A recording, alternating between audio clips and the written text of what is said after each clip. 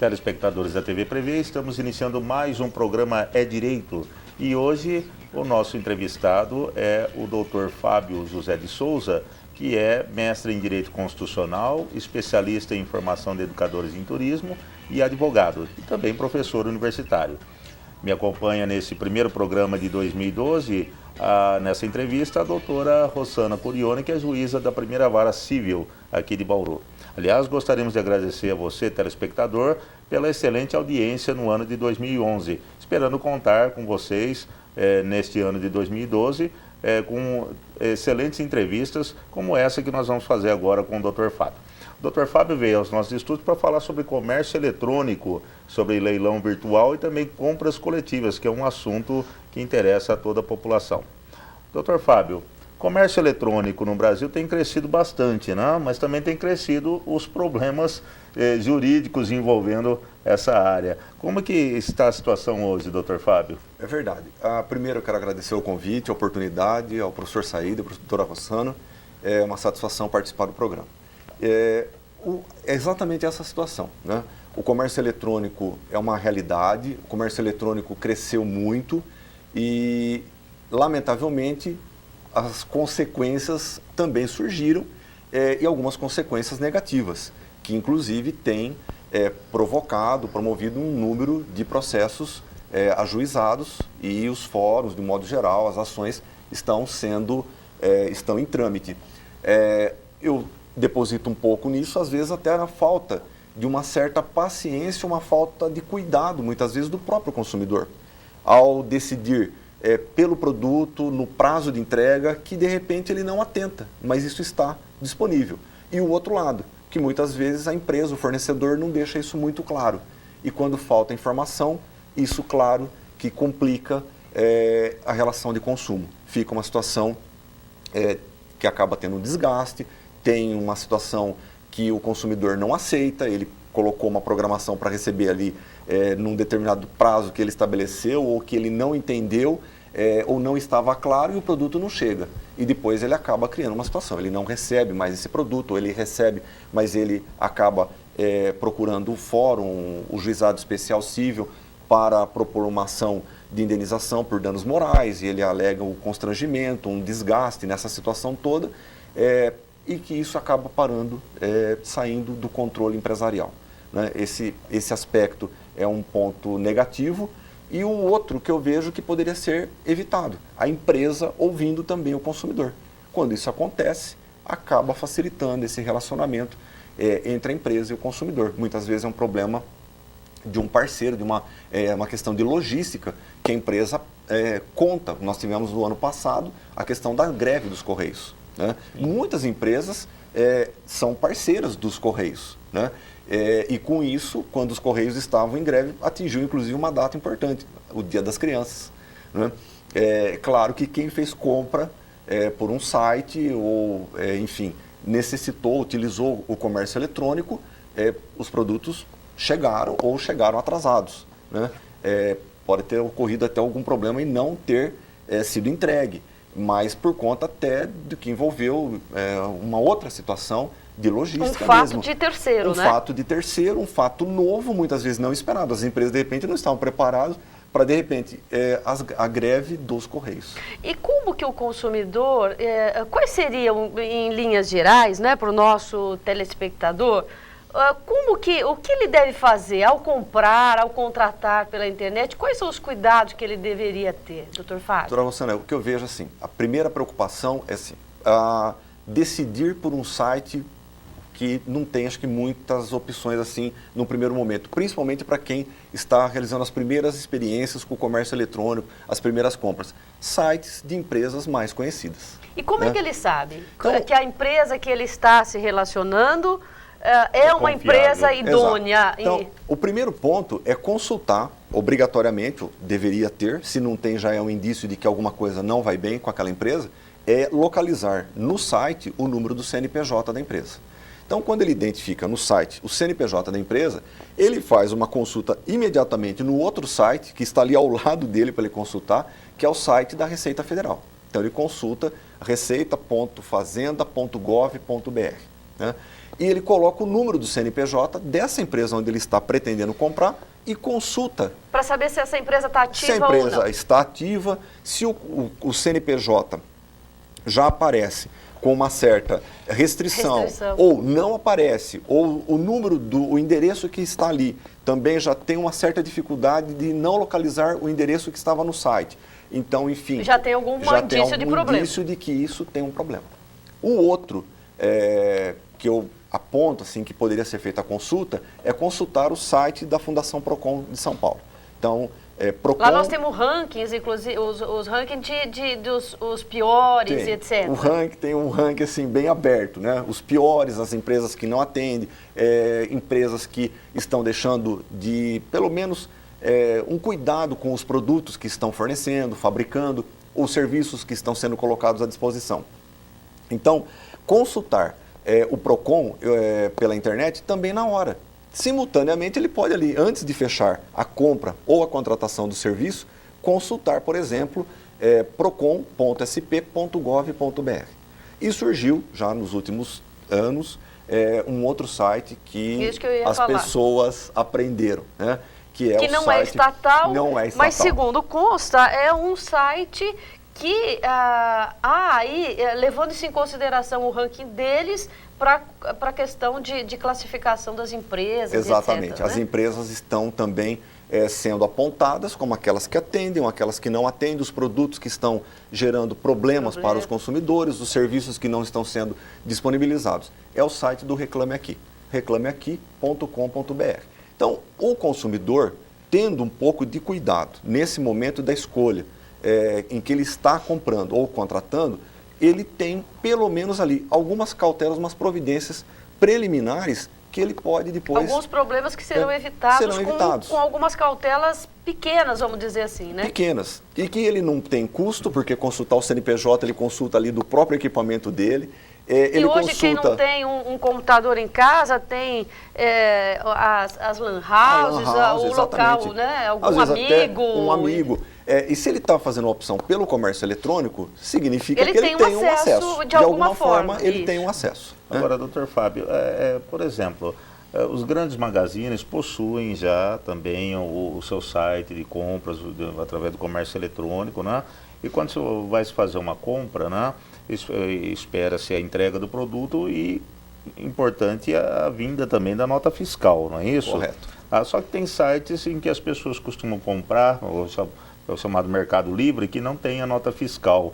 Normalmente ela não vem a nota fiscal. Como que isso se procede no judiciário, numa demanda? Bem, é uma situação, primeiro, que ele fez uma opção pela compra, né? Não comprar de uma empresa onde há emissão do documento, que seria a nota fiscal, ou um cupom fiscal, quer dizer, já o consumidor está correndo um risco de ter um problema e depois ter uma dificuldade na solução. Mas o importante é que ele tenha documentos de que ele fez aquela operação. Se ele comprova o pagamento, se ele comprova que ele fez ou uma transação através do cartão eletrônico dele, ou que ele depositou uma quantia em favor daquele que participou da relação de consumo, que seja aí o fornecedor ou de um terceiro que utilizou-se do site e acabou fazendo a operação junto com ele, por exemplo, no Mercado Livre, então que ele dê provas, ele traga para o processo, para os autos, provas indicando que ele realmente adquiriu ou que ele contratou o serviço. Importante, né, doutor Fábio, que ele também se documente sobre efetivamente qual foi o produto que ele comprou. Sem dúvida. Porque às vezes houve a relação negocial, existiu uma relação de consumo, sem mas dúvida. é preciso que deixe claro qual foi, porque hoje nós temos produtos que têm muitos modelos, né, professor Said? Então, não basta eu comprovar, não, eu adquiri uma máquina fotográfica, mas qual? Qual foi o modelo? Quer dizer, exatamente, lá vai estar à disposição, então é importante que se imprima, que se guarde eletronicamente. Precisa. Isso tudo arquivado, porque se eventualmente não se chegar, sem me dúvida, parece que esse também é um dado importante. Da forma como o professor Said colocou, é muito pertinente, que ele tenha o subsídio daquilo que ele viu no site. Exato. E ele fez a opção. Quer dizer, a questão da configuração de um produto, imagine, por exemplo, comprar hoje um notebook. Exatamente. Né? Qual notebook foi comprado? E por qual preço que eu fiz a opção no site. Exato. Agora, falar que não foi aquela oferta ou que Não houve foi um aquele equívoco produto, a né? partir do momento que você dá o clique, não é? E você comanda a compra que você fez a opção por aquele produto. Não é? A empresa pode emitir uma cobrança bancária ou você utilizar o cartão e ser o valor superior em virtude de uma opção que naquele momento você Clicou fez a errado. opção, clicou errado. Quer dizer, não é o problema da empresa, né, que não está atendendo, mas da sua opção. E o contrário também, que ele não pode ter qualquer ali, ser lesado numa opção correta que ele fez.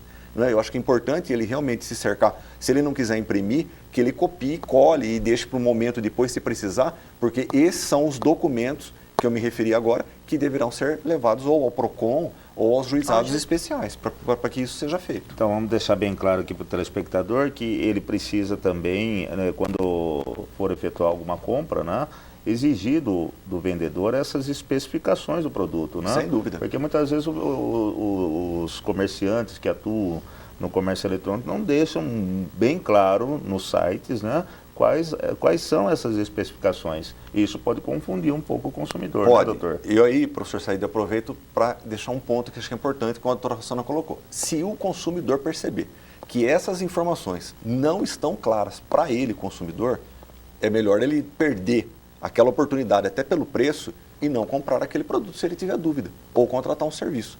Da mesma forma, se for um pacote de viagens. Imagine, por exemplo, que envolve uma opção no pacote de viagens. Não é? Se ele não tiver certeza do que foi oferecido e ele contratou.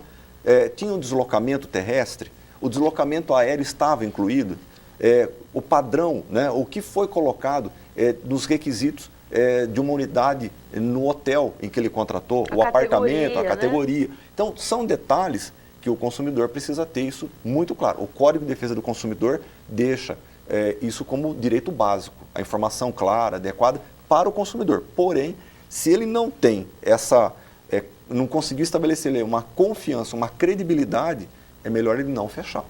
Né? Doutor Fábio, e os leilões virtuais? Né? Está crescendo também essa modalidade, né? Dos chamados leilões virtuais. Exatamente. Como que, em termos legais, isso se opera?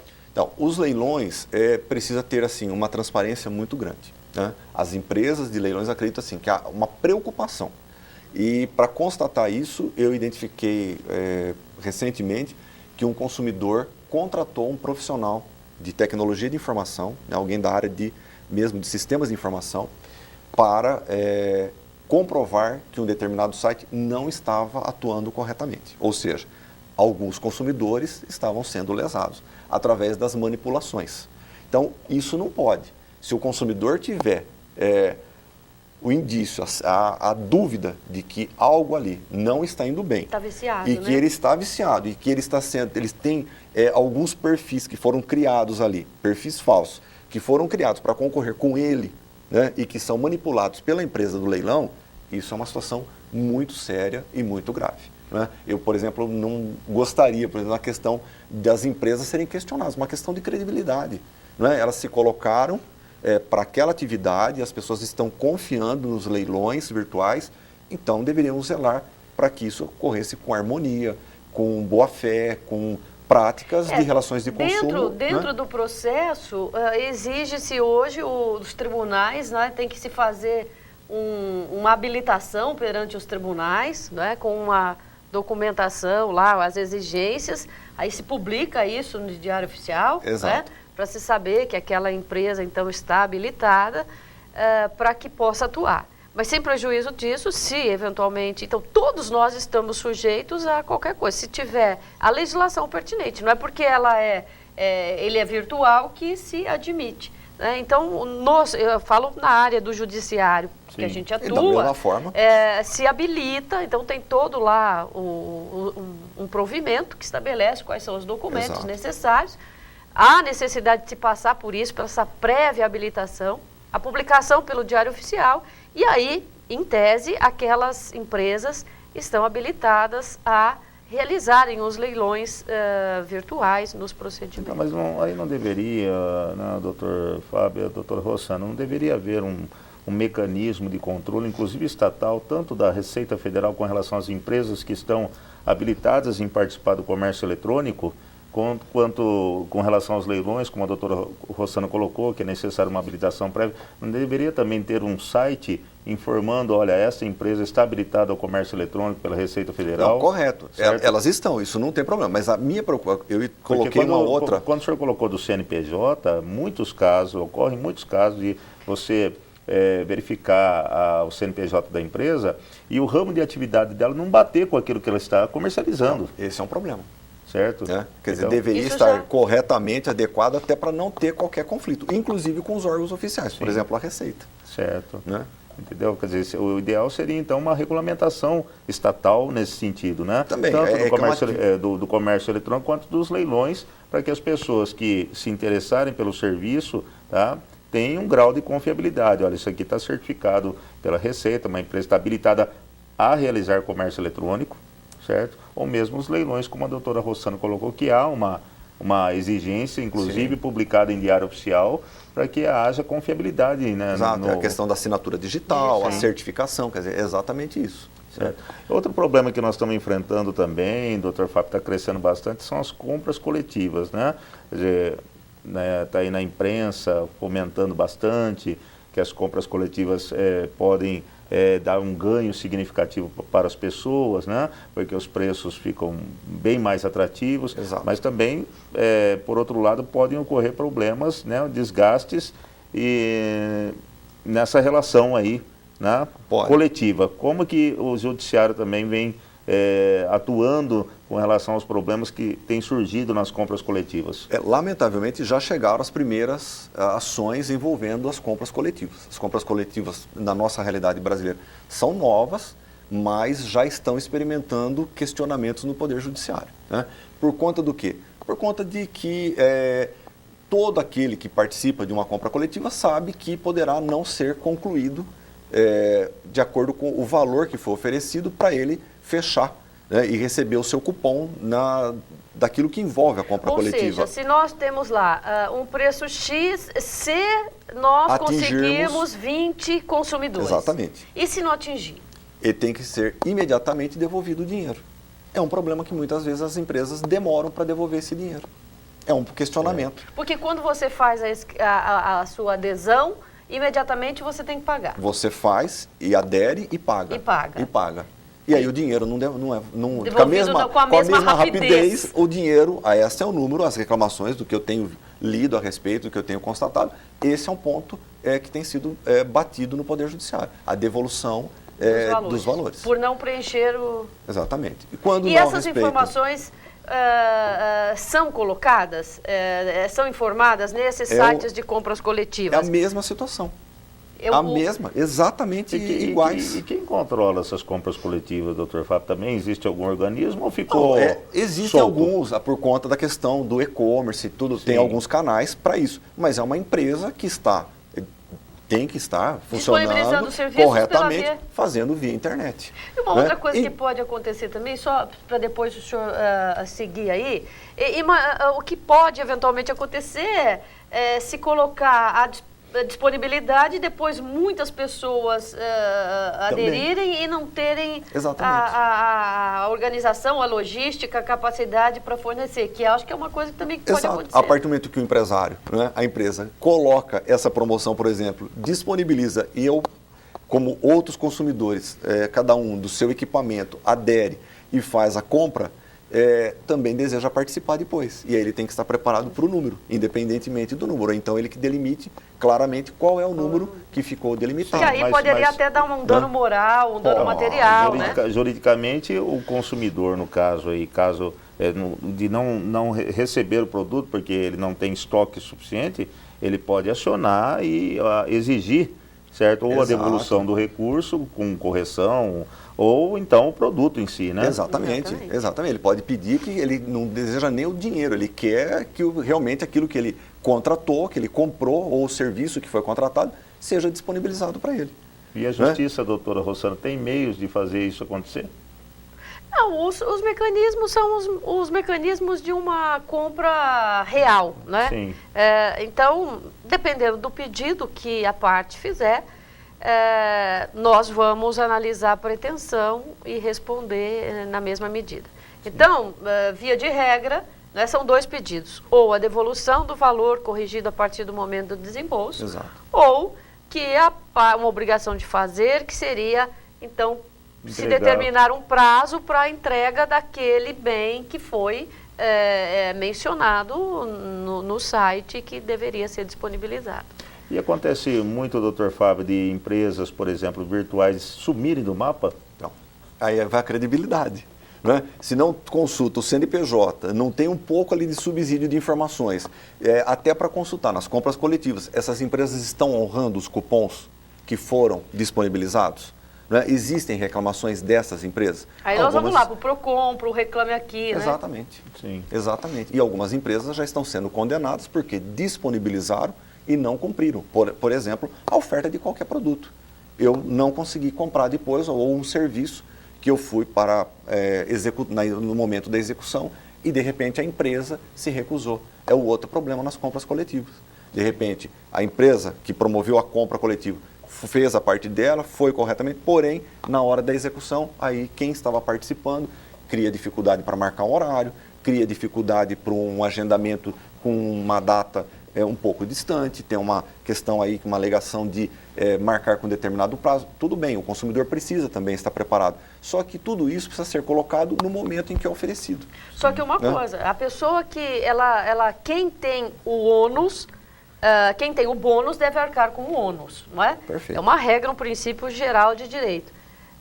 Se a pessoa se utiliza desse meio para uma atividade econômica, e ela tem que estar ciente de que existe uma cadeia que deve trabalhar. Perfeito. Então alguém vai ter que responder por isso. Sem Né? O dúvida. consumidor é que não pode perder. Claro, Sim. o que ele tem que comprovar? Que ele aderiu, que ele pagou. Se ele Lógico, aderiu e pagou, lógico. não veio, alguém vai ter que responder por isso. Quando a empresa existe fisicamente, fica até mais fácil, né? Quando ela tem pontos de venda. Exato. Esse é o caso dos grandes magazines. Eu mesmo tive problema numa compra via internet, né? Onde o problema foi solucionado na empresa física. Certo? Quer dizer, deu problema, levei Perfeito. até a empresa, ela acabou aceitando a devolução fisicamente até do produto, comprovou, olha, não está com defeito, tudo, então fica mais fácil. Mas quando é tudo feito à distância, é bem mais complicado. É mais né, doutor complicado Fábio? e tem esses detalhes todos.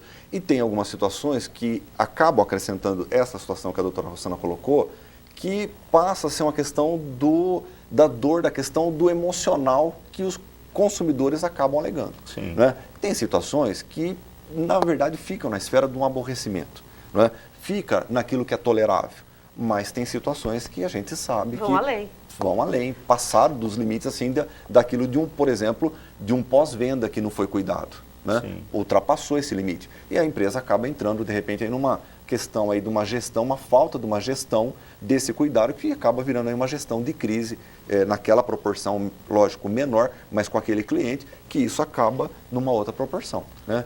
E o que tem funcionado bastante, pelo que a gente tem visto pela imprensa, acompanhado pela imprensa, é o site aqui, o Reclame Aqui, né? Ou outros sites até onde as pessoas estão se manifestando. Estão se manifestando. De que foram lesadas por empresa, sem dúvida, né, XYZ, e que alertando o consumidor para não adquirir produtos ou serviços daquela empresa. Exato. Eu acho que com isso, professor Said, vem uma outra situação agora, nesses últimos tempos, né? É interessante na área da comunicação, que vem ajudar muito. A empresa ouvir o consumidor mesmo. Né? Ouvi-lo para que evite, por exemplo, um conflito que precisa ir parar, por exemplo, no PROCON, se ele pode ser ouvido pelos canais que a empresa... Saque, não é? ouvidorias, um saque, né? ouvidoria, um zero, qualquer ligação gratuita ou uma ligação monitorada, mas que ele tenha um via e-mail, né? Que seja proporcionado isso e ele seja atendido. Evita esse problema, evita o conflito. Com certeza. Né? Quando o Código de Defesa do Consumidor entrou em vigor, as empresas acabaram aderindo a isso. E é preciso que não só esteja lá à disposição, que conste, é preciso que se atenda, não é? Que recepcione isso, porque não adianta nada. Formalmente eu constar lá na embalagem que eu tenho um serviço de atendimento, quando o consumidor pega aquilo e passa de um para o outro, e a gente conta a história 500 vezes, a mesma história, para se chegar a um determinado... E às vezes o consumidor ele desiste no meio do caminho, porque ele não aguenta mais, né? Então é preciso que as empresas... E essa questão é mais uma questão, né? que vai exigir das empresas toda essa questão. Tem que ter um preparo jurídico, tem que ter um preparo administrativo, a questão de gestão, de logística, de tudo, né? De reposição de mercadorias, enfim. É uma série de coisas. Não é assim que você se aventura a colocar isso como se fosse um terreno de ninguém. Aquelas empresas que têm que existe fisicamente e também tem o comércio eletrônico, o cuidado é redobrado. Redobrado. Um problema em um ou em outro derruba os dois, né? É complicado. E acaba hoje, por exemplo, as pessoas estão se servindo também, não colocamos aqui, mas de um modo geral, a questão das redes sociais. Sim. Não é? Hoje, para utilizar um Twitter ou Facebook, é a coisa mais simples e as pessoas utilizam e ali expressam exatamente o sentimento de insatisfação ou aquilo que não foi. Isso corre, né? Corre, tem uma repercussão. Né? Tá ótimo. Então, eu gostaria aqui de agradecer a presença do professor, também colega nosso, né? Professor Fábio José de Souza, que é mestre em Direito Constitucional e também é especialista em educadores em turismo, advogado, docente da Universidade do Sagrado Coração, né, que esteve aqui nos nossos estúdios falando com você, telespectador, sobre o direito do consumidor, sobre o comércio eletrônico, né, sobre as compras coletivas e sobre os leilões virtuais. Em uma outra oportunidade, o Dr. Fábio voltará aqui também, porque o assunto é vasto, é amplo, né? É uma dinâmica muito intensa, até porque o setor está crescendo bastante e à medida que surgirem os mais variados problemas, nós vamos convidá-lo novamente, viu, doutor? Para que venha falar com os nossos telespectadores, venha fazer suas colocações aos nossos telespectadores. Muito obrigado pela sua presença. Obrigado, senhor. Obrigado. Agradeço aqui a doutora Rossana, que mais uma vez me acompanhou. E eu peço a você, telespectador, que continue assistindo a programação da TV Prevê. TV Prevê, o canal da educação.